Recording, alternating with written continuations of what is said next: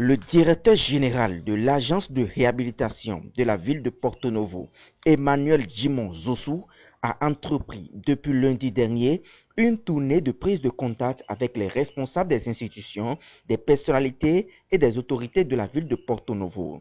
À la suite de ces échanges avec Dr Frank Ogou de l'École du patrimoine africain, Emmanuel Zosu a continué son périple et c'est avec le maire Charlemagne Nyankotine qu'il va terminer la journée du jeudi 8 juin 2023, deuxième journée de cette tournée. Cette visite de prise de contact s'est très vite muée en visite de travail avec les directeurs techniques de la mairie.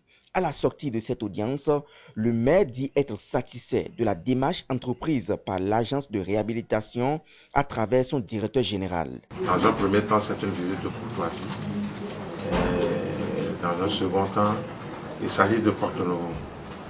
La réhabilitation de la ville de Porto Novo ne saurait se faire sans la complicité, sans l'appui de la mairie de Porto Novo. Donc nous sommes appelés à travailler ensemble. C'est des structures qui sont appelées à rester dans une certaine synergie pour véritablement booster le développement de la ville de Porto Novo. Donc je suis vraiment très heureux d'accueillir le directeur général et je lui ai profité pour lui souhaiter plein succès dans ses nouvelles fonctions et lui dire toute notre joie de savoir que le choix a été porté sur la personne.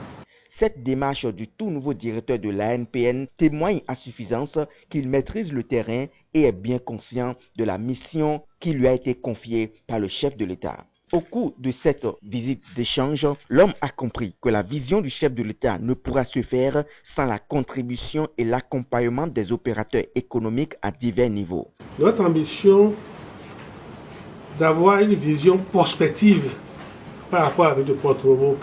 Notre rêve, c'est de pouvoir faire une étude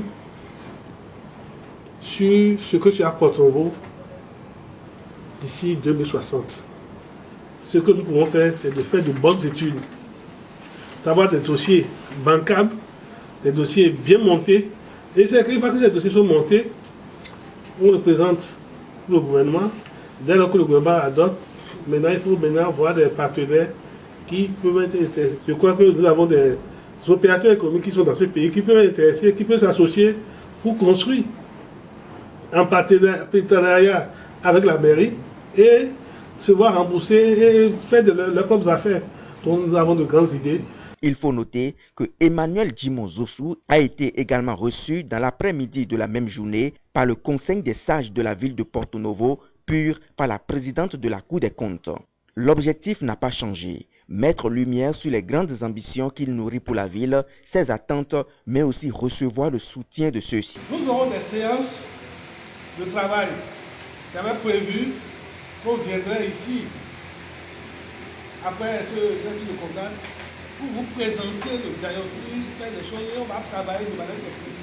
Je suis en train de visiter toutes les agences. C'est eux qui ont les moyens aujourd'hui de voir comment travailler avec eux. C'est notre rôle désormais, c'est d'être un démarcheur, un médiateur pour pousser ceux qui ont les moyens de pouvoir bien le faire. Donc les nouvelles orientations de l'AFN sont en train d'être mises en place dans le pays. Ce n'est pas encore fini. Il faut noter qu'une vingtaine d'institutions, de structures et de partenaires sont prévus dans le cadre de cette tournée.